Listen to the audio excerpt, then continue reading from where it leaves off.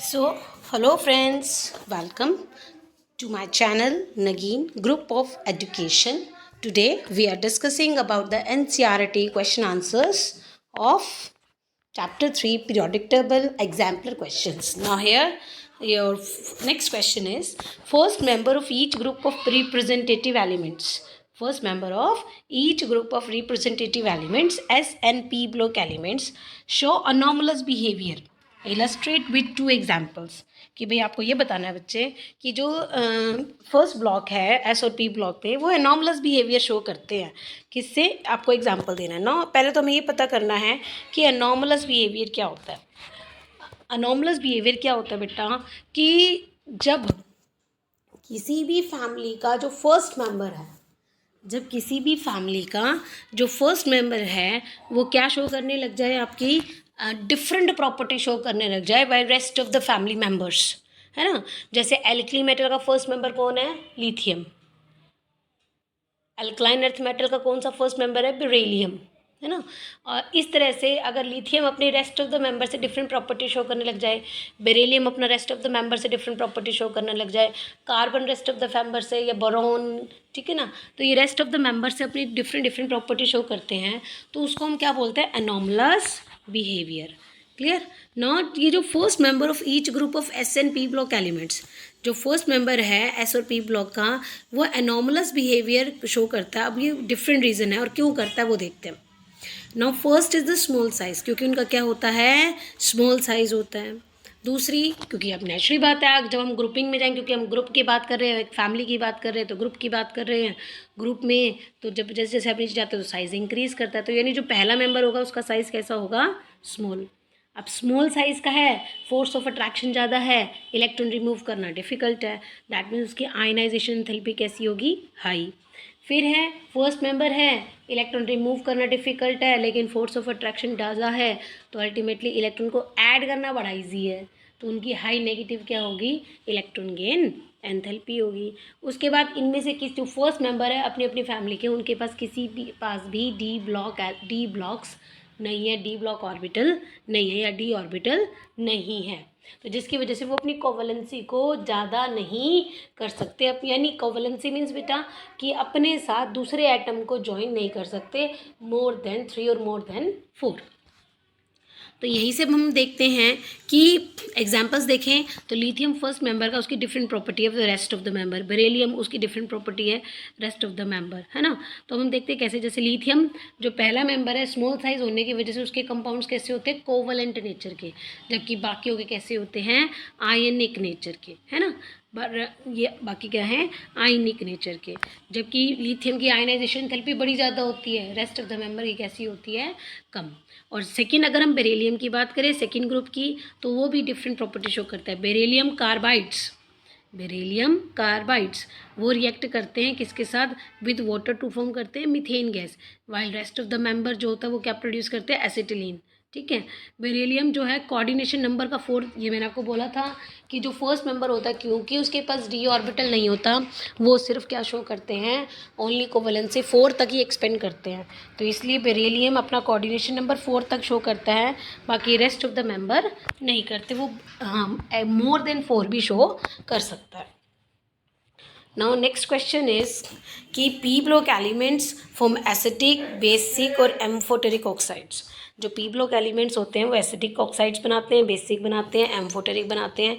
Explain each property by giving 2 examples and also right the reaction of these oxides with water. भाई ऐसा क्यों कि भाई P block elements जो होते हैं एसिडिक, बेसिक, एम्फोटेरिक सब बनाते हैं।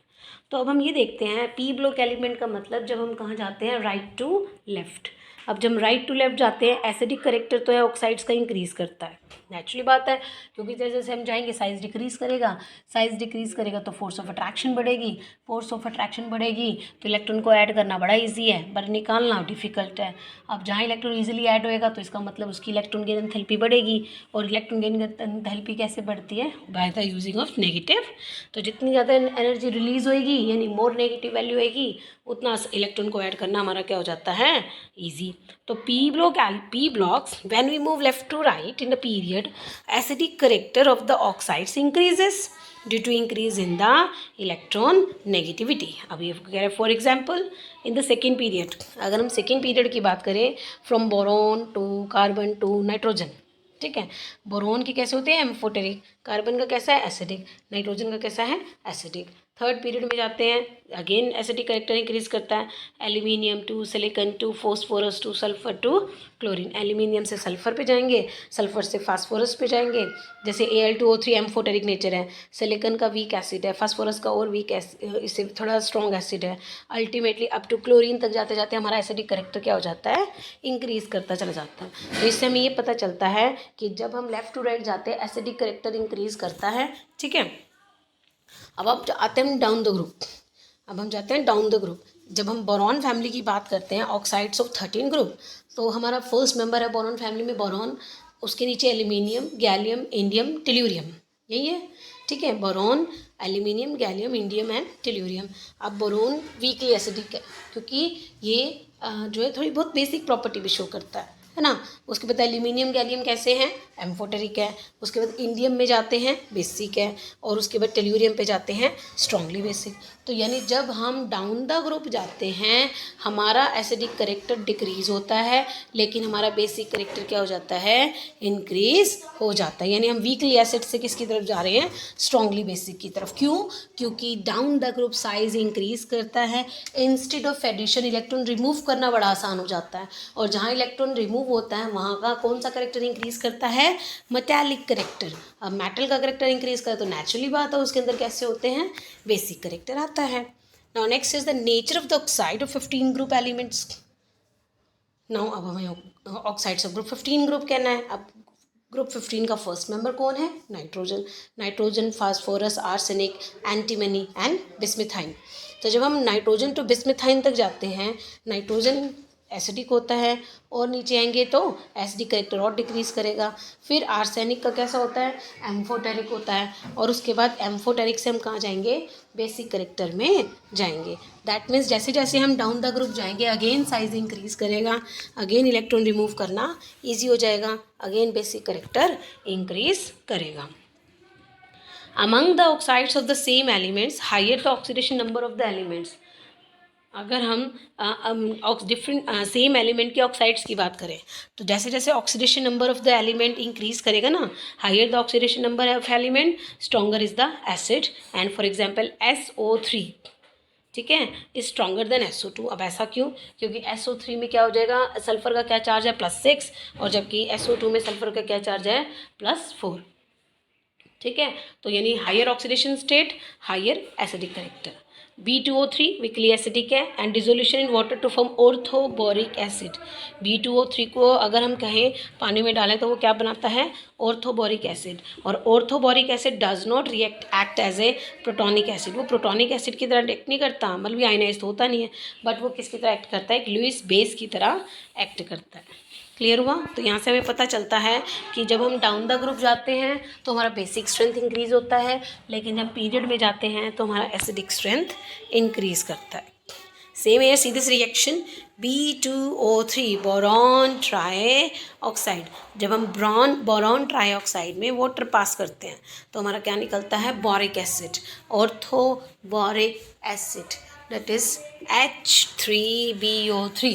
क्या बनता है H3BO3, ठीक है, H3BO3। This is also called the orthoboric acid.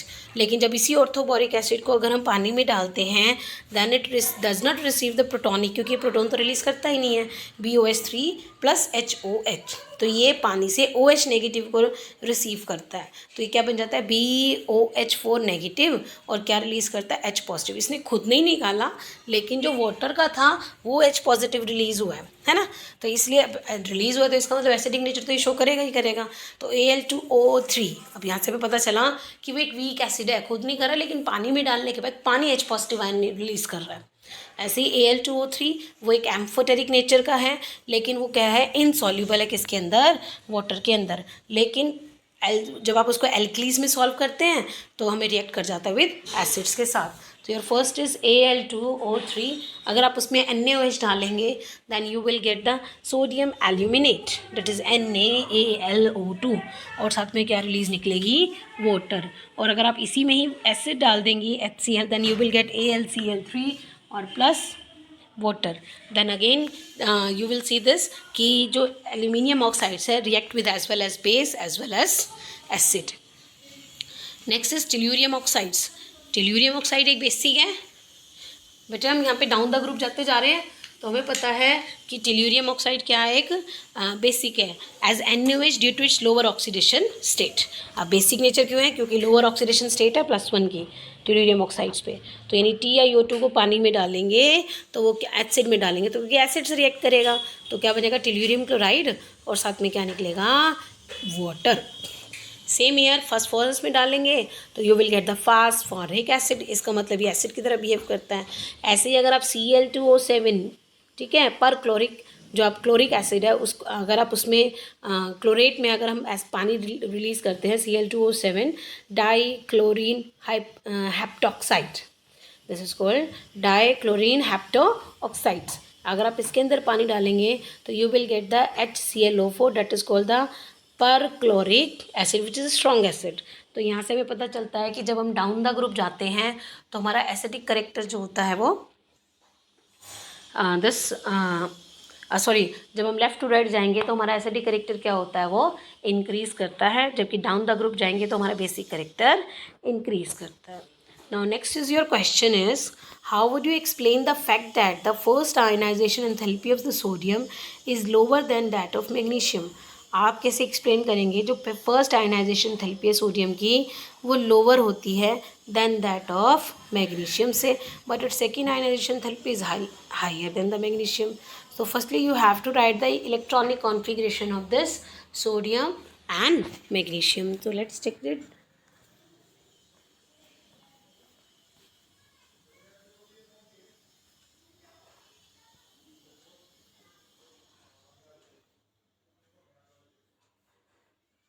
So see हमें क्या कह रहे हैं वो, कैल्शियम एंड मैग्नीशियम।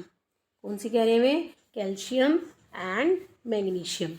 तो अब हम देखते हैं कि किस तरह से सोडियम और मैग्नीशियम में कैसे चेंज हो सकता है। तो जब हम इलेक्ट्रॉनिक कॉन्फ़िगरेशन सोडियम की देखते हैं then you have see this, atomic number sodium is 11, then configuration is 1s2 2s2 2p6 and 3s1। ठीक है, इलेक्ट्रॉनिक कॉन्फ़िगरेशन सोडियम की क्या हो जाती है, 1s2 2s2 2p6 and 3s1। अगर हम यहाँ पे देखें तो हमारा लास्ट इलेक्ट्रॉन किस में है, 3s ऑर्बिटल में है। लेकिन जब हम मैग्नीशियम की देखते हैं तो 1s2 2s2 and 2p6 and 3s2। ठीक है, अब इसमें मैग्नीशियम में देखते हैं तो लास्ट इलेक्ट्रॉन जो है कम्प्लीटली फिल कर देता है इस ऑर्बिटल को। तो यहाँ से अब सोडियम से फर्स्ट एक इलेक्ट्रॉन निकालना तो बड़ा ईजी हो जाता है क्योंकि एक इलेक्ट्रॉन अनपेयर्ड है।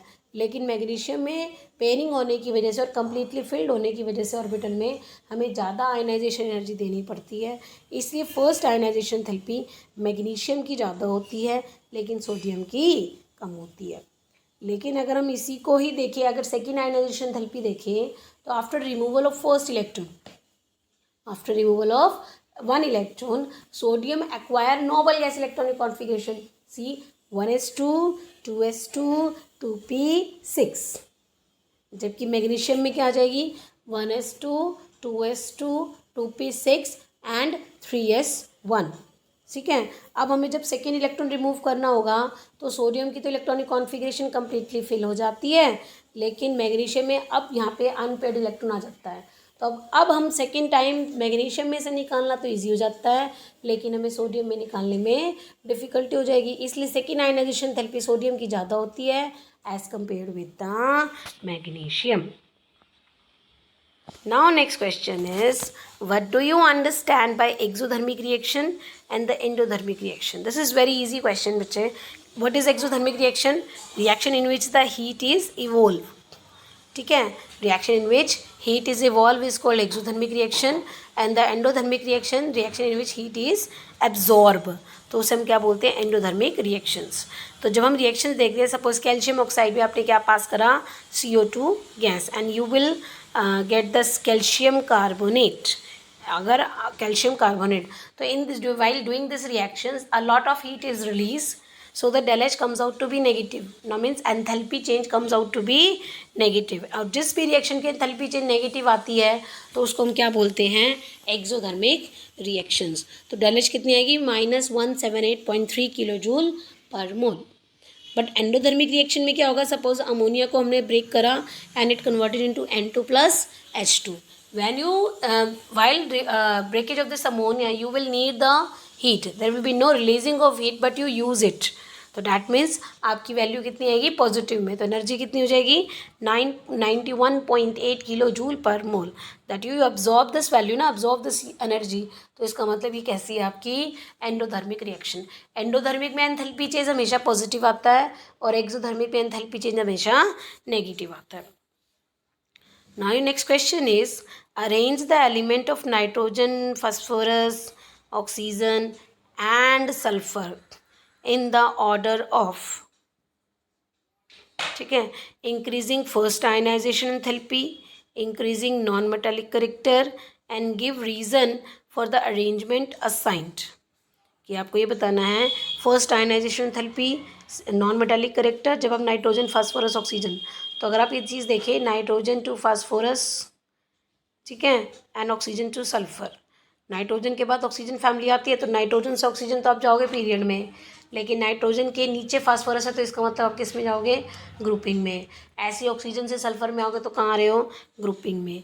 तो अब हमें देखना है first ionization enthalpy.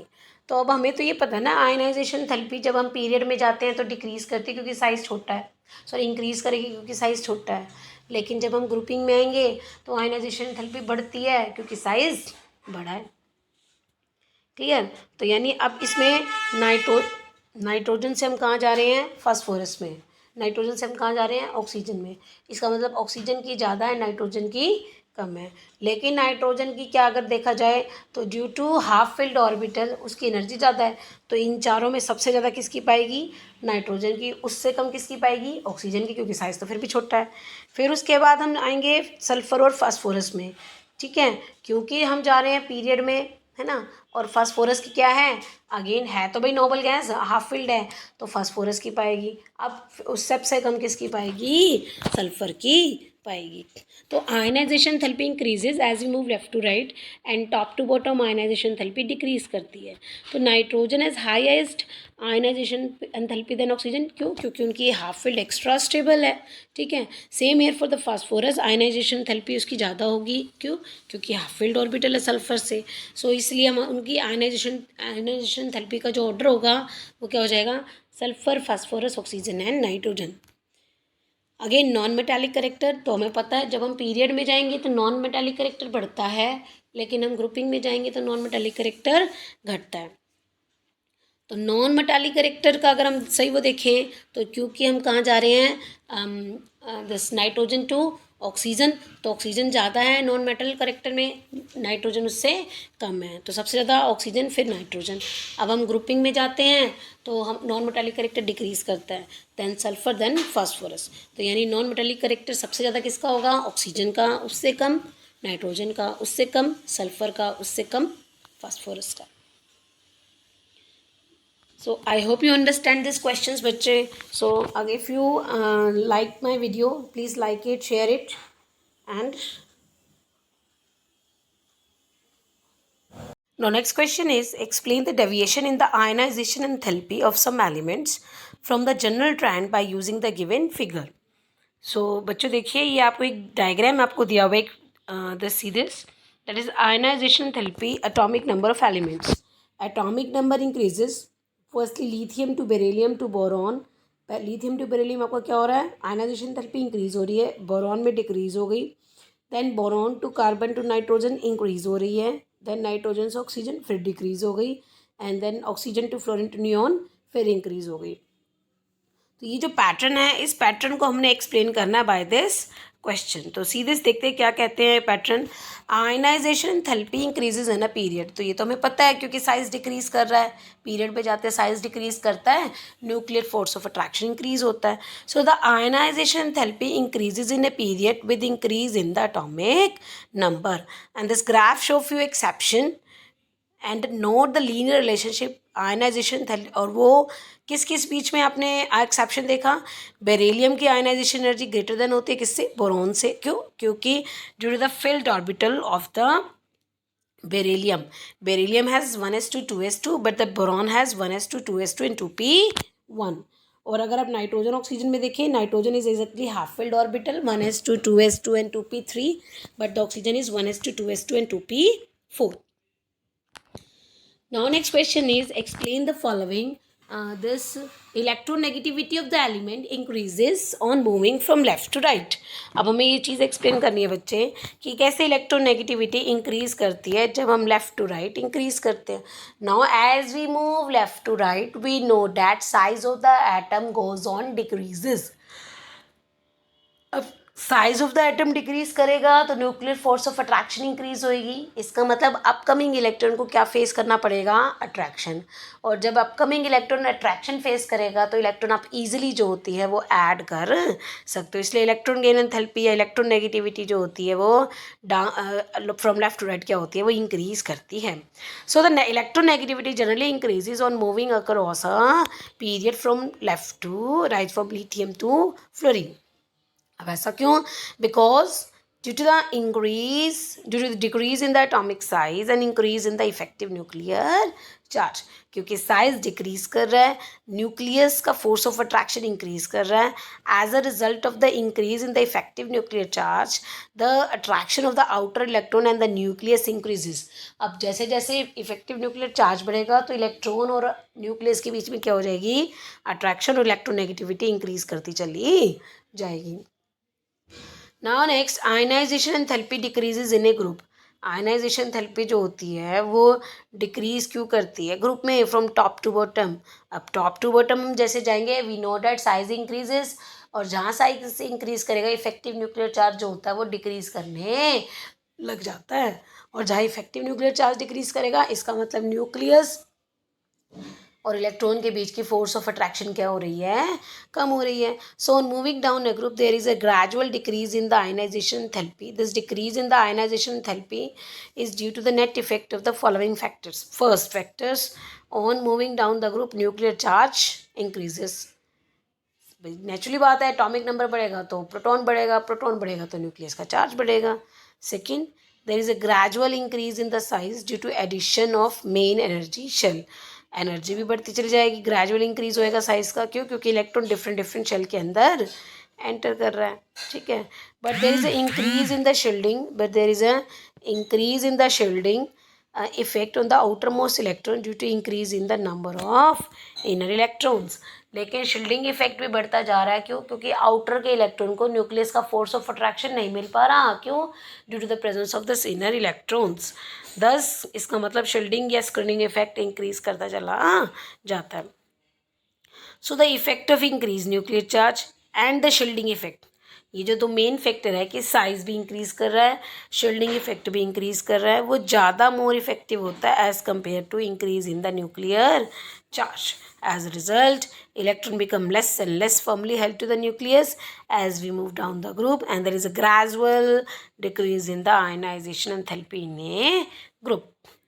Now next question is how does the metallic and the non-metallic vary on moving from left to right in a period. कि metallic characters और non-metallic characters कैसे वेरी करता है जब हम लेफ़्ट टू राइट जाते हैं period के अंदर. वी नोट एट कि जब भी हम लेफ़्ट टू राइट जाएंगे वैलेंस इलेक्ट्रॉन सेम शेल में एंटर करते हैं. सेम शेल में एंटर होने की वजह से न्यूक्लियस चार्ज बढ़ जाता है, शील्डिंग इफेक्ट पर कम हो रहा है. तो due to increase nuclear charge जो इलेक्ट्रॉन्स है और न्यूक्लियस के बीच में क्या हो जाती है, फोर्स ऑफ अट्रैक्शन इंक्रीज कर जाती है. तो इलेक्ट्रॉन निकालना डिफिकल्ट हो जाता है. इसलिए जब हम पीरियड में जाते हैं नॉन मेटालिक करेक्टर इंक्रीज करता है बट मेटालिक करेक्टर डिक्रीज करता है. ठीक है. The number of valence electron increases by 1 at each successive element, कि हर एक एलिमेंट में वैलेंस इलेक्ट्रॉन बढ़ जाता है but the number of shells remains the same. Due to this effective nuclear charge increases.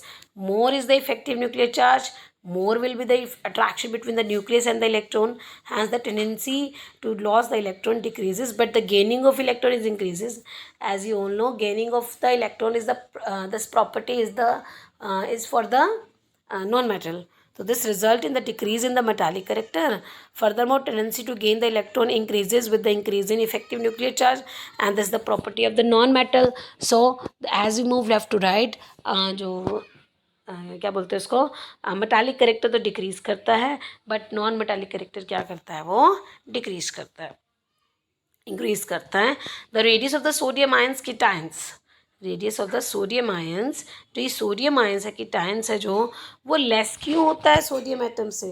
तो अब हमें पता है सोडियम की इलेक्ट्रॉनिक कॉन्फ़िगरेशन क्या होती है, 281, बट सोडियम पॉजिटिव की होती है 2 and 8. तो देखो जब सोडियम से सोडियम पॉजिटिव रहता है, कंप्लीट रिमूवल होती है किसकी, एम शेल की, KLM एम शेल की. तो साइज तो नेचुरली बात है डिक्रीज होना है.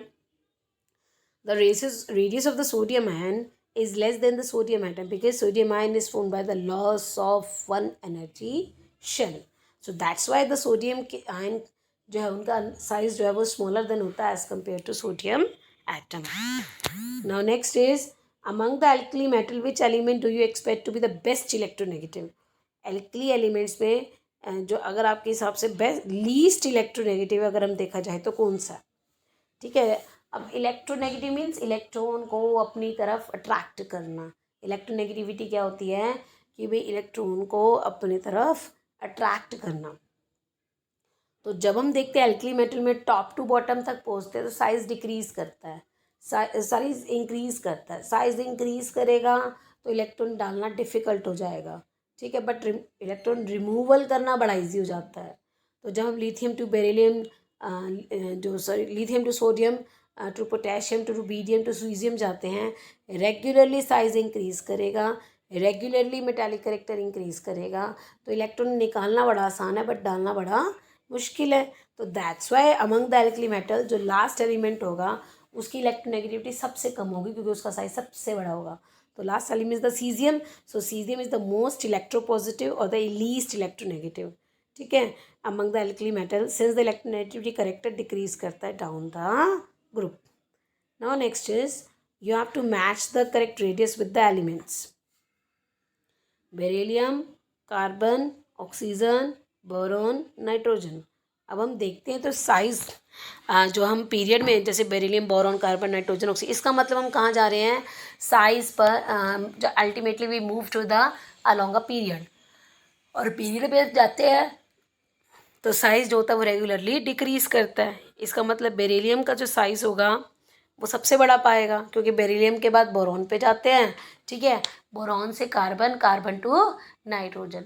तो अल्टीमेटली अब हम ये देखते हैं कि किस तरीके से साइज जो होता है इनका वेरी करता है. पीरियड में जाएंगे तो साइज जो होता है वो जो डिक्रीज करता है. तो all the given element are of the same period along the period size जो है वो डिक्रीज करेगा. तो नेचुरली बात है इससे बेरिलियम का सबसे बड़ा पाएगा. तो बेरिलियम का क्या पाएगा 111, फिर बोरॉन का 77, बोरॉन का क्या पाएगा 88, then carbon, beryllium, boron, carbon, carbon का कौन सा पाएगा बच्चे 77, फिर आपका आ गया ऑक्सीजन, ऑक्सीजन का क्या पाएगा आपका नाइट्रोजन का क्या पाएगा 74, एंड देन लास्ट इज 66. तो यहाँ से हमें पता चलता है रेगुलरली जो साइज़ है वो डिक्रीज़ करता चला जाता है. ना अब हमें इसमें से आपको आयनाइजेशन थेरेपीज दे रखी हैं. Now next is you have to match the correct ionization enthalpy and the electron gain enthalpy of the following elements. Column 1 to column 2. Most reactive non-metal, most reactive metals, least reactive elements and metal forming binary halides. तो हमें देखो data क्या दे रखा है बच्चे कि ionization enthalpy first, ionization enthalpy 2 and the electron gain enthalpy.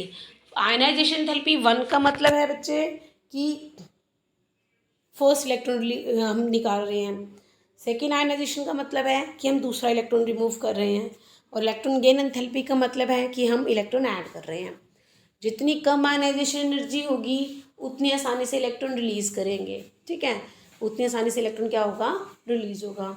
जितनी ज़्यादा नेगेटिव इलेक्ट्रॉन गेन एंथैल्पी होगी उतने अच्छे से हम इलेक्ट्रॉन क्या करेंगे ऐड करेंगे.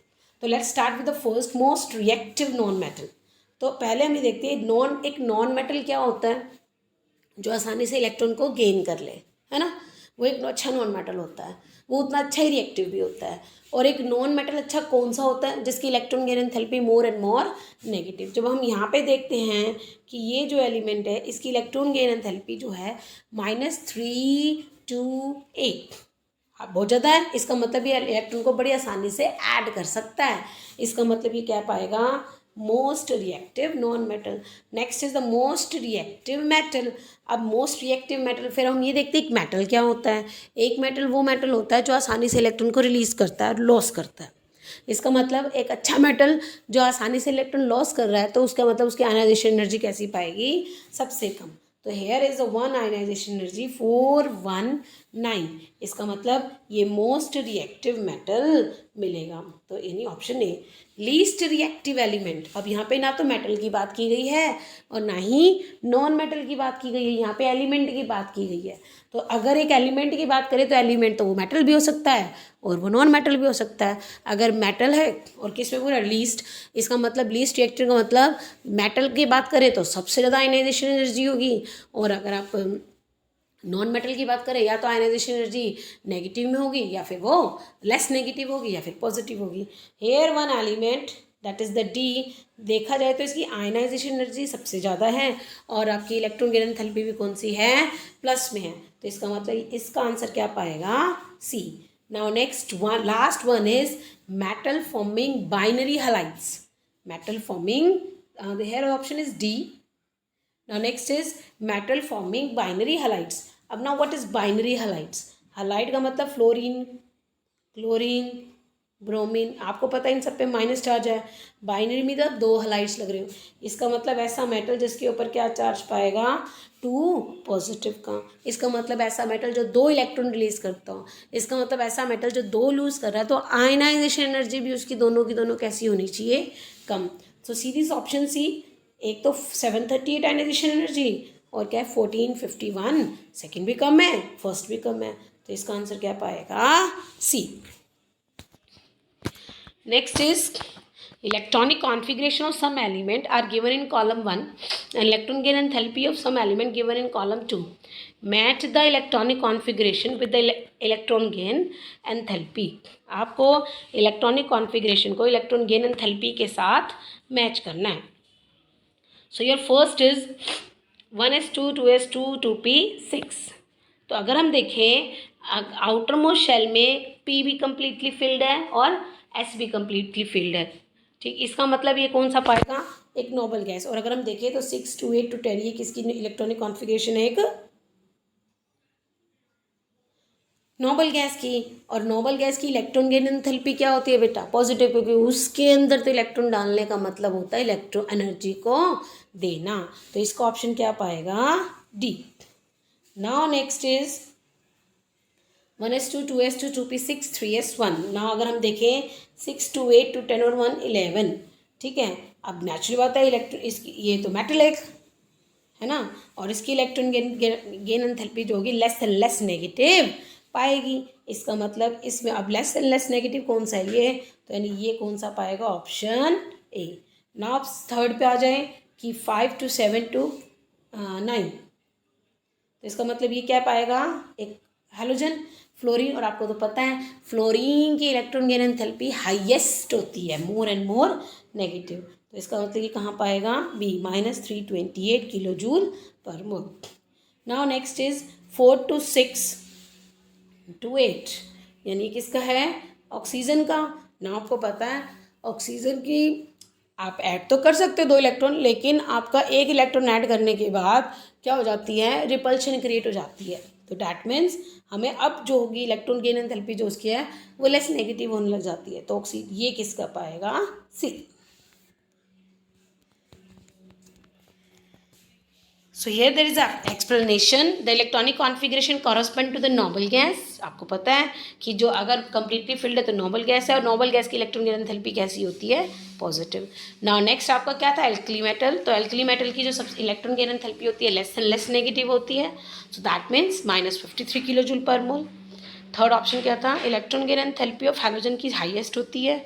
सो इलेक्ट्रॉन गेन एंथैल्पी जब हाईएस्ट होती है तो हैलोजन की कितनी हो जाएगी, -328 किलो जूल पर मोल। Now this electronic configuration correspond to the chalcogens means oxygen family. You know that first electron enthalpy तो इनकी more negative होती है, लेकिन जब आप second ऐड करते हो तो कम हो जाती है, तो that means -141 kilojoule per mole. Now here the question, assertion and reason. Your first assertion is generally ionization enthalpy increases from left to right. Generally क्या होता है, आयनाइजेशन एंथैल्पी जब हम लेफ़्ट टू राइट जाते हैं, यानी हम पीरियड में जाते हैं, तो वो इंक्रीज़ करती है. बात तो ठीक है, क्योंकि साइज डिक्रीज़ करता है, इसलिए ionization enthalpy left to right जाते हैं तो इंक्रीज़ करती है, तो ये बात ठीक है. नो अब इसका रीज़न क्या देते हैं, क्योंकि successive electron are added to the orbital in the same principal quantum number. ठीक है, अब सक्सेसिव इलेक्ट्रॉन ऐड करता है सेम प्रिंसिपल क्वांटम लेवल पे, and the shielding effect of the inner core of electron does not increase. Shielding effect बढ़ ही नहीं पाता, इतना बढ़ ही नहीं पाता to compensate for the increase attraction of the electron to the nucleus. ठीक है, तो वो कह रहा है कि सेम शेल में इलेक्ट्रॉन एंटर करता है, जिसकी वजह से शील्डिंग इफेक्ट जो होता है वो इतना बढ़ ही नहीं पाता है कि वो जो कंपनसेट कर सके इंक्रीज्ड अट्रैक्शन को. तो बात तो ये भी ठीक है, क्योंकि अगर शील्डिंग इफेक्ट जितना ज़्यादा बढ़ेगा तो रिपल्शन ज़्यादा होती है, और स्क्रीनिंग इफेक्ट कम होता है तो अट्रैक्शन भी कम होती है. But this is not for this कि हम जब आयनाइजेशन जो हम पीरियड में जाते हैं तो आयनाइजेशन एंथैल्पी, क्योंकि ionization enthalpy is related with the size, है ना. सो ये, और जबकि हमें रीज़न बात ठीक है, लेकिन रीज़न हमें किसको बता रहा है, साइज़ की डिक्रीज होने का. तो both are correct, but the reason is not the correct explanation of assertion. तो आयनाइजेशन थेरेपी इंक्रीज करती है लेफ्ट टू राइट, बट क्यों, due to the decrease in the size. ठीक है, and the electron present in the subshell almost have same effective nuclear charge.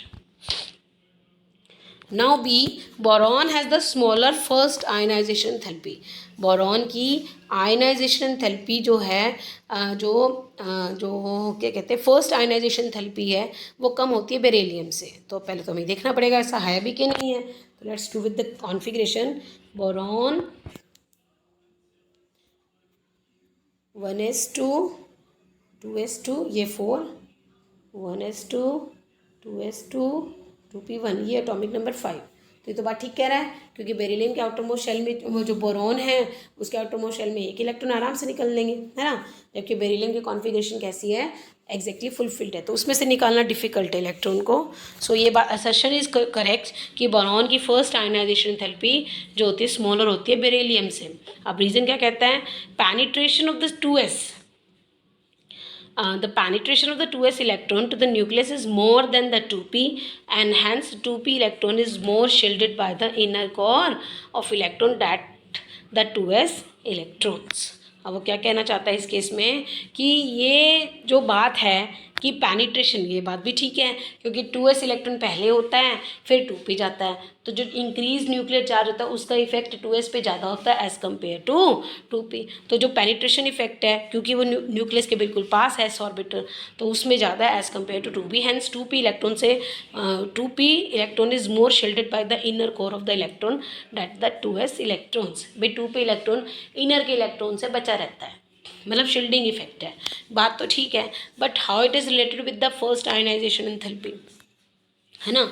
तो अब बात तो दोनों ठीक है, बट जो आपकी जो रीज़न है, जो क्या कहते हैं बोथ असर्शन रीज़न है, जो करेक्ट स्टेटमेंट है, तो रीज़न जो है करेक्ट एक्सप्लेनेशन है किसकी, असर्शन की.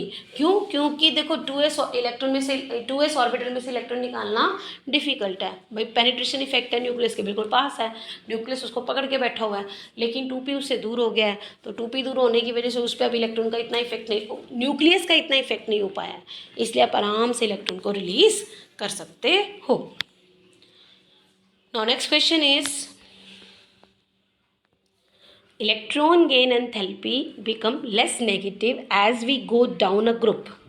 जैसे जैसे हम डाउन द ग्रुप जाते हैं electron gain enthalpy become less negative.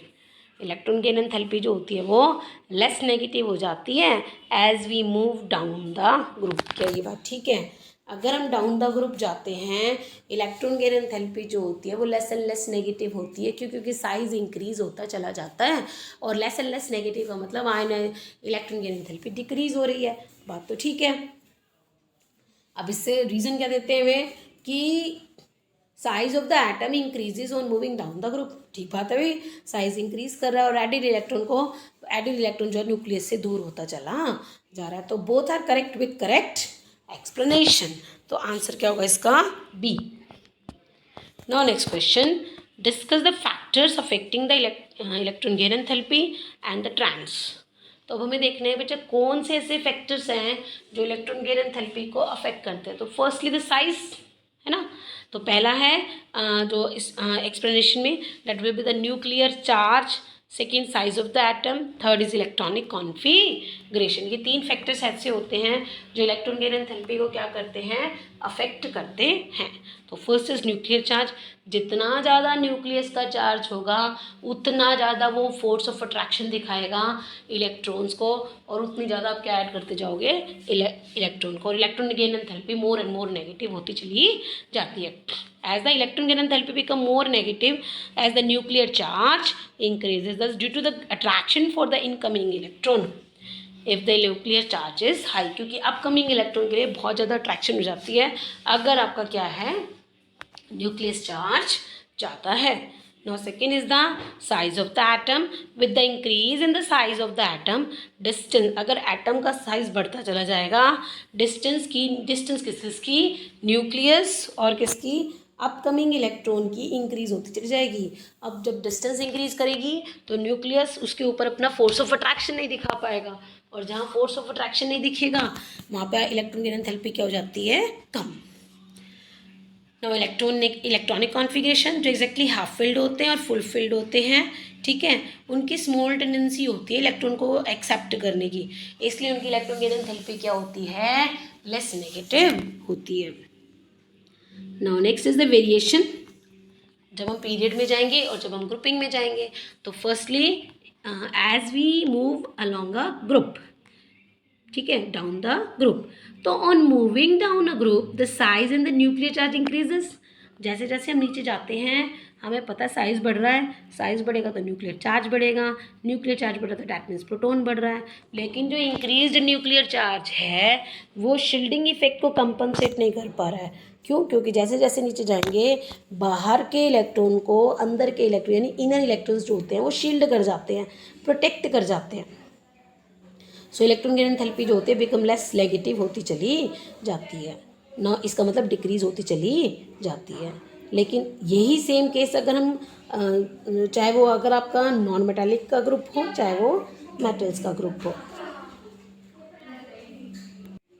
No variation along a period. Now period में अब क्या होता है कि on moving across a period the size of the atom decreases. जब हम पीरियड में जाते हैं साइज डिक्रीज करता है। क्यों? क्योंकि इलेक्ट्रॉन सेम शेल में एंटर करता है, ठीक है, क्योंकि और साथ साथ क्या हो रहा है? न्यूक्लियर चार्ज भी इंक्रीज कर रहा है। तो न्यूक्लियर चार्ज जैसे इंक्रीज करता है तो न्यूक्लियस का फोर्स ऑफ अट्रैक्शन बढ़ जाता है अपकमिंग इलेक्ट्रॉन पर। अब इलेक्ट्रॉन पर जब आपका फोर्स ऑफ अट्रैक्शन बढ़ जाएगा तो इलेक्ट्रॉन गेन एंथैल्पी जो होती है वो मोर एंड मोर नेगेटिव होती चली जाती है अलोंग अ पीरियड। ठीक है, ये तो था कि नेचुरली कि अगर आप पीरियड में जा रहे हो या ग्रुपिंग में जा रहे हो, ग्रुपिंग में जाएंगे तो डिक्रीज़ होएगी और अगर आप पीरियड में जाओगे तो इंक्रीज़ करेगी। लेकिन कुछ इरेगुलर ट्रेंड भी होते हैं और let's see what is the irregular trend. ये ट्रेंड जनरली जो भी होंगे वो हम दिखाते हैं on the basis of the stable electronic configuration. पहला है हैलोजन की हाईएस्ट होती है, क्यों? क्योंकि उनको एक इलेक्ट्रॉन चाहिए भाई, है ना। हाइड्रोजन की highest negative electron gain enthalpy होती है, ठीक है। Electron gain enthalpy noble gas की, बेरिलियम की, मैग्नीशियम की, नाइट्रोजन की, फास्फोरस की ऑलमोस्ट क्या होती है? ज़ीरो, ठीक है। और इलेक्ट्रॉन गेन एंथैल्पी फ्लोरीन की अनएक्सपेक्टेडली कैसी होती है? लेस देन होती है क्लोरीन से। Now next question, define ionization enthalpy. ये तो हमें पता है, amount of energy required to remove the electron from the outermost shell in the isolated gaseous atom. भाई आइसोलेटेड गैसियस एटम में से इलेक्ट्रॉन को बाहर निकालना क्या कहलाता है? उसका आयनाइजेशन एंथैल्पी। फिर हमें क्या करने हैं? Factors that affect the ionization enthalpy and its strength. तो नेचुरली बात है, suppose I have an example this M, there will be any metal, that metal is in the gaseous state. तो आपने एक इलेक्ट्रॉन रिमूव करा तो ये इसकी फर्स्ट आयनाइजेशन है। सिमिलरली हम सेकेंड एंड थर्ड इलेक्ट्रॉन्स को भी रिमूव कर सकते हैं। Now factor affecting the ionization enthalpy, पहला है साइज ऑफ द एटम। पहला क्या है? Size of the atom. तो हमें पता है जनरली जितना साइज इंक्रीज करेगा उतना फोर्स ऑफ अट्रैक्शन जो है न्यूक्लियस का और इलेक्ट्रॉन का कम हो जाएगा, इलेक्ट्रॉन को निकालना इजी हो जाएगा, आयनाइजेशन एंथैल्पी कम हो जाएगी। तो larger the atomic size smaller is the value of ionization enthalpy. In the larger atom outer electrons are far away from the nucleus, so the less force of attraction and the attracted by the nucleus is less, hence can be easily removed. Next shielding effect, जितनी ज़्यादा shielding effect होगी उतनी ज़्यादा क्या हो जाएगी, ionization energy कम होएगी, है ना। स्क्रीनिंग क्यों, क्योंकि शील्डिंग इफेक्ट का मतलब है आउटर के इलेक्ट्रॉन के ऊपर न्यूक्लियस का फोर्स ऑफ अट्रैक्शन नहीं आ पा रहा, किसकी वजह से, इनर के इलेक्ट्रॉन की वजह से। इसलिए जितना ज़्यादा शील्डिंग इफेक्ट होगा इलेक्ट्रॉन निकालना उतना ईजी होगा, आयनाइजेशन एंथैल्पी उतनी ही कम होगी। Next is nuclear charge.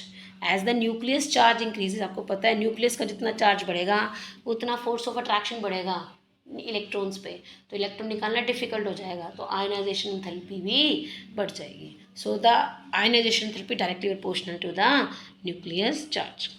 Now next is the half filled and full filled electronic filled orbitals। जितना ऑर्बिटल हाफ फिल्ड होगा और फुल फिल्ड होगा उतना उसमें इलेक्ट्रॉन हम ऐड ही नहीं कर सकते ना रिमूव कर सकते। एग्जैक्टली हाफ फिल्ड और फुल फिल्ड ऑर्बिटल जो होते हैं एक्स्ट्रा स्टेबल होते हैं, तो उसमें से इलेक्ट्रॉन निकालना डिफिकल्ट हो जाता है, इसलिए इनकी आयनाइजेशन एंथैल्पी ज़्यादा होती है। तो आप ये कह सकते हैं ionization enthalpy is directly proportional to the stable electronic configuration. Now next is the shape of orbital. हाँ जी, क्योंकि एस ऑर्बिटल न्यूक्लियस के बिल्कुल पास होता है, सिमेट्रिकल होता है, उससे दूर पी होता है, उससे दूर डी होता है और उससे दूर एफ होता है। सो एस ऑर्बिटल न्यूक्लियस के पास होने की वजह से हम उसमें से इलेक्ट्रॉन को निकालना डिफिकल्ट हो जाता है, इसलिए आयनाइजेशन एंथैल्पी जब हम एस में से निकालेंगे तो ज़्यादा होएगी, पी में से निकालेंगे तो उससे कम होगी, डी में से निकालेंगे और कम हो जाएगी, और एफ में से निकालेंगे तो और कम हो जाएगी। Next is variations of the ionization enthalpy in the periodic table. Ionization enthalpy की वेरिएशंस बताइए। तो ionization energy decreases, generally ionization energy क्या होती है, डिक्रीज करती है down the group due to increase in the size. Ionization enthalpy decrease करती है क्यों, क्योंकि साइज बढ़ता चला जाता है। तो on the other hand ionization enthalpy increases across the period. जब हम पीरियड में जाते हैं तो आयनाइजेशन एंथैल्पी बढ़ती है, लेकिन ग्रुपिंग में जाएंगे तो डिक्रीज होती है। क्यों, क्योंकि जब हम पीरियड में जाते हैं तो साइज डिक्रीज करता है, लेकिन जब हम ग्रुपिंग में आते हैं तो साइज इंक्रीज करता है। Now next question is justify the given statement with suitable examples. The property of the elements are the periodic function of their atomic number. अब इस स्टेटमेंट को हमने सुटेबल एग्जाम्पल के साथ एक्सप्लेन करना है बच्चे, कि किसी भी एलिमेंट की प्रॉपर्टी जो होती है वो उसके एटॉमिक नंबर से। ये बात तो बिल्कुल ठीक है, क्योंकि एटॉमिक नंबर से हमें ये पता चलता है कि उसके अंदर इलेक्ट्रॉन कितने हैं, और इलेक्ट्रॉन से हमें पता चलेगा कि भाई वो इलेक्ट्रॉन लूज़ करने की पावर रखता है कि इलेक्ट्रॉन गेन करने की पावर रखता है, मीन्स वो मेटल है कि वो नॉन मेटल। और जहाँ हमें ये पता चल जाए कि वो मेटल नॉन मेटल है तो हम उसकी प्रॉपर्टीज़ को अच्छे से आइडेंटिफाई कर सकते हैं। तो similarity in the properties due to the distribution of electron.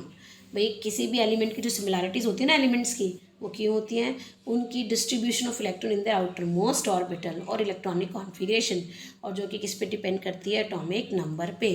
तो elements present in a group, चाहे वो पीरियड में हो चाहे वो ग्रुप में हो, उनकी सिमिलर प्रॉपर्टीज़ होती हैं जो किस पे डिपेंड करती है, उनके एटॉमिक नंबर पर डिपेंड करती है। Now write down the electronic configuration of alkali matter. How will you justify the placement in the group 1? अब lithium atomic number 3 that is 1s2 2s1, sodium 1s2 2s2 2p6। अगर हम देखें तो 1s2 2s2 2p6 3s1, potassium 1s2 2s2 2p6 3s2 3p6 4s1, rubidium 5s1, caesium 6s1 and francium 7s1। तो अगर हम ये देखें all the family have one electron, पूरी की पूरी फैमिली में एक ही इलेक्ट्रॉन है आउटर मोस्ट शेल में। सो क्योंकि due to the presence of one electron in the outermost shell, इसको ग्रुप नंबर 1 में रखा गया है। Next, drawbacks in the Mendeleev periodic table which leads to it modification. क्या drawback थे Mendeleev के पीरियोडिक लॉ में? First drawback, position of hydrogen. Hydrogen की पोजीशन तो बच्चे जस्टिफाई नहीं हुई है अभी तक कि भाई hydrogen is placed in group 1 because it resembles with the group 1 alkyl metals. लेकिन वो कुछ प्रॉपर्टी हैलोजन से मैच करता है, ठीक है, तो कुछ प्रॉपर्टी हैलोजन से मैच करता है, कुछ प्रॉपर्टी किससे मैच करता है, एल्कली से, तो उसको हमने हैलोजन पर क्यों नहीं रखा। तो position of hydrogen in the periodic table is not correctly defined. Second is anomalous pair. Anomalous pair means कुछ मतलब डिफरेंट पेयर है। In certain pair of elements increasing order of element atomic mass was not obeyed, क्योंकि वो element वो periodic table क्या कहती है कि एलिमेंट्स को इंक्रीजिंग ऑर्डर ऑफ मास के हिसाब से अरेंज करना है एलिमेंट्स को, बट ऐसा उसने फॉलो ही नहीं किया। एलिमेंट प्लेस मेंडलीफ ने क्या किया था, ऐसे एलिमेंट इनकी प्रॉपर्टी मैच करती थी, ठीक है, उनको एक साथ उठा के रख दिया, चाहे उनके वो इंक्रीजिंग ऑर्डर मास का हो चाहे वो ना हो, according to the similarities in the properties not in increasing of the atomic mass। Potassium जैसे हम देखें ना, आर्गन अटोमिक मास कितना है 39.9, तो उसको हमने पोटेशियम से पहले रखा हुआ, डेट इज़ 39.1, जबकि वो पोटेशियम के बाद आना चाहिए था, लेकिन क्योंकि प्रॉपर्टीज़ की आर्गन की नोबल गैस से मैच करती है तो इसको इसलिए पहले रखा, जबकि पोटेशियम को बाद में रखा। ऐसे कोबाल्ट है निकिल के साथ हुआ, कोबाल्ट 58.9 है जबकि निकिल क्या है 58.6, टेल्यूरियम 127.6 जबकि iodine 126.9। These position were not justified. Next position of isotope. Now what are isotopes? Elements having same atomic number but different mass number. Same atomic number हो गया पर मास नंबर क्या हो गया बच्चे, डिफरेंट हो गया, तो उसको हम क्या बोलते हैं, आइसोटॉप्स। नाउ आइसोटॉप्स जो होते हैं कि जिनका एटॉमिक नंबर सेम हो गया है मेंडलीव पीरियोडिक टेबल में, क्योंकि मेंडलीव की टेबल तो ये कहती है कि मैं तो मास के हिसाब से अरेंज होंगे एटॉमिक मास, तो इसका मतलब हर एक आइसोटॉप को डिफरेंट डिफरेंट पोजीशन देनी चाहिए, पर ऐसा तो नहीं है, ठीक है, क्यों, क्योंकि जितने भी हाइड्रोजन के आइसोटोप है वो फर्स्ट पोजीशन पे हैं, कार्बन की पोजीशन पे है, क्लोरीन के पोजीशन पे है, तो आइसोटोप की भी पोजीशन जो है वो जस्टिफाई नहीं हो पाई थी। Next is the some similar elements are separated. Similar elements को तो अलग अलग कर दिया और जबकि कुछ डिसिमिलर एलिमेंट्स की ग्रुपिंग कर दी उसने। कैसे? Some similar elements are placed in different groups but dissimilar elements are placed in the same group. कैसे? कॉपर एंड मरकरी रिजेंबल करता है ना, कॉपर एंड मरकरी रिजेंबल करता है in their properties but they have been placed in different group at the same time. Group number first है that is lithium sodium potassium, उसकी हम grouping करी किसके, कॉपर सिल्वर और गोल्ड के साथ, जबकि इनकी वो तो हाईली रिएक्टिव एलिमेंट्स और ये लेस रिएक्टिव एलिमेंट्स, जबकि इनको साथ रख दिया। फिर क्या, कॉज ऑफ पीरियोडिसिटी, क्योंकि उन्होंने कॉज ऑफ पीरियोडिसिटी क्या कहा था, मास, है ना, वो कहता है Mendeleev did not explain the cause of periodicity, that is mass को वो अच्छे से कोरिलेट नहीं कर पाया था, एक्सप्लेन नहीं कर पाया था। Next position of lanthanides and actinides, वो भी नहीं बता पाया था। 14 elements from lanthanum known as lanthanoids 58 to 71 और actinoids that is 90 to 103 have been not given separate place in the Mendeleev table, दिए नहीं गए थे ये ऑर्डर भी, तो ये कुछ ड्रॉबैक्स थे जो किसके थे, मेंडलीव पीरियोडिक टेबल के थे। Now next is, in what manner is the long form of periodic table better than the Mendeleev periodic table? भाई ऐसा क्या है, long form of periodic table इतनी अच्छी, इतनी लंबी, इतनी बड़ी होने के बावजूद भी बेटर देन है किससे, मेंडलीव की। तो पहला क्या कहता है कि सुपीरियॉरिटी क्या कहती है कि this table is based on more fundamental properties that is atomic number, कि जो मॉडर्न पीरियोडिक टेबल है वो किस पे डिपेंड करती है, एटॉमिक नंबर पे, and it correlate the position of the elements with their electronic configuration. ठीक है, एलिमेंट्स की पोजीशन किससे आप रिजेंबल्स करोगे, उसकी कॉन्फ़िगरेशन से। Completing of the period is more logical, कि period is the atomic number increases energy shell of the gradually filled up, भाई जैसे जैसे नंबर इंक्रीज करेगा एनर्जी इलेक्ट्रॉन जो ग्रेजुअली शेल्स में फिल होते चल जाएगी और एक टाइम ऐसा आएगा कि वो इनर्ट गैस कॉन्फ़िगरेशन तक पहुंच जाएगी। तो it eliminates the even and odd series. ठीक है, नाउ नेक्स्ट क्या कहता है, position of the eighth group is appropriate in this table, all the transition element have been brought in the middle, जितने भी ट्रांजिशन एलिमेंट्स थे उसको बीच में उठा के ले आए हैं ना, D block elements intermediate between S and P block. तो due to the separation of this two subgroups similar elements do not fall together. One vertical column accommodates element with the same, अगर कोई vertical column ले रहे हो तो फिर इसका मतलब अकोमोडेट करेगा सिमिलर इलेक्ट्रॉनिक कॉन्फ़िगरेशन को। ठीक है, यानी ग्रुपिंग की प्रॉपर्टीज जो होगी बिल्कुल सेम होगी। A complete separation between the metal and non metal, बिल्कुल कंप्लीट सेपरेशन हो गया किससे, बाय द मेटलॉइड से। Next, gradual change in the property trends हमने देखे कि किस तरीके से एटॉमिक नंबर के हिसाब से ग्रेजुअली जो है ट्रेंड्स भी आप इजीली विजुअलाइज कर सकते हो। एंड द रीअकरेंस मतलब जो हर एक एलिमेंट जो वापस से रीअकर कर रहा है और उसकी प्रॉपर्टी मैच कर रही है by their magic number, and these magic numbers are 2, 8, 8, 18, 18, 32। इन मैजिक नंबर से हम निकाल सकते हैं कि किस एलिमेंट की प्रॉपर्टी किस एलिमेंट से मैच करेगी। Now next question is discuss the discuss and compare the trend in ionization enthalpy of the element of group 1 with those of the group number 17। अगर हम आयनाइजेशन थेरेपी देखें group number 1 की और group number 17 की, तो generally हम 1 से 17 पे जा रहे हैं, तो इसका मतलब हम पीरियड में मूव कर रहे हैं, तो नेचुरली बात है आयनाइजेशन थेरेपी डिक्रीज होनी चाहिए। ठीक है, आयनाइजेशन थेरेपी सॉरी इंक्रीज करनी चाहिए। तो हेलोजन की आयनाइजेशन थेरेपी सबसे ज़्यादा पाएगी और जो फर्स्ट पीरियड है उसकी सबसे कम पाएगी, क्योंकि इलेक्ट्रॉन निकालना बड़ा आसान है। तो सी दिस, अगर हम हाइड्रोजन की देखें तो 1312, फ्लोरीन की देखें तो 1681 है ज़्यादा, लिथियम की 520, जबकि देखो क्लोरीन की 1255, सोडियम की 496, 1142, बेरिलियम ब्रोमीन की, पोटेशियम की 419, आयोडीन की 1009 एंड रुबीडियम 403, एस्टिटाइन 917। तो ये शो करता है कि किस तरह से जब हम पीरियड में जाते हैं तो आयनाइजेशन थेरेपी जो होती है वो बढ़ती चली जाती है। And this is also can be shown by this graph. 520 lithium to sodium decrease, then rubidium decrease, then cesium decreases. तो given trend can be explain on the basis of their increasing atomic size. अब इस trend को आप explain कर सकते हो by increasing atomic size and screening effect.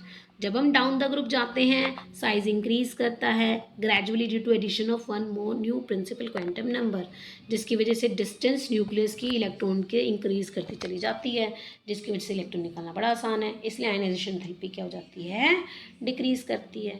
Second क्या है, जब आप न्यू शेल्स को ऐड करते हो शील्डिंग और the screening effect increases. New shell add करने से शील्डिंग इफेक्ट बढ़ता है या फिर स्क्रीनिंग इफेक्ट इंक्रीज करता है। As a result the force of attraction of the nucleus for the valence electron further decreases. जिससे क्या होगा, फोर्स ऑफ अट्रैक्शन जो होगा न्यूक्लियस के लिए फॉर द वैलेंस इलेक्ट्रॉन के लिए फर्दर डिक्रीज करेगा। इसलिए आयनाइजेशन थेरेपी भी डिक्रीज करती है। न्यूक्लियर चार्ज इंक्रीज करेगा तो अट्रैक्शन बढ़ेगी, अट्रैक्शन बढ़ेगी तो इलेक्ट्रॉन को निकालना डिफिकल्ट हो जाएगा, इसलिए आयनाइजेशन थेरेपी बढ़ती चली जाती है। तो the combined effect of increase size and the screening effect compensate कर जाता है इंक्रीज न्यूक्लियर चार्ज को, इसलिए जब भी हम डाउन द ग्रुप जाएंगे आयनाइजेशन थेरेपी डिक्रीज करती चली जाती है। तो I hope understand you this questions बच्चे। सो अगर आपको ये पसंद आए हो बच्चे तो आप मेरे चैनल को शेयर करिए, सब्सक्राइब करिए, लाइक कीजिए। Okay, thank you, bye bye.